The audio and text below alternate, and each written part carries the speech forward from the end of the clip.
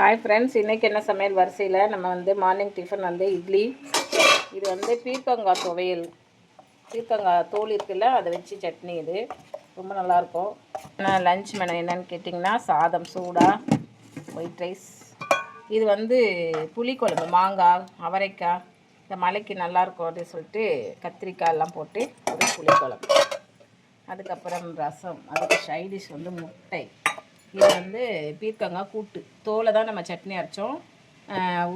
காயை கூட்டு வச்சுருக்கோம், பாசிப்பருப்பு போட்டு. அதுக்கப்புறம் இந்த சேனைக்கிழங்க ரோஸ்ட் பண்ணியிருக்கோம். சாப்பாடு எல்லோரும் கட்டியாச்சு, அதெல்லாம் கொஞ்சமாக தான் தெரியும். இது மீதி இருக்கிற இட்லி. இவ்வளோதான் ஃப்ரெண்ட்ஸ். நான் கார்த்திகை தீபம் அப்பமும் பொரியும் கிளறது எப்படின்னு நாளைக்கு வீடியோ போடுறேன். இன்றைக்கி முடிஞ்சால் போடுற அப்பம் போட்டுடுறேன், நாளைக்கு முடிஞ்சால் கார்த்திகை பொரி போட்டுக்கிறேன். ஏன்னா என் மழை நேரமாக இருக்குது, மழையில் கிடைக்கல.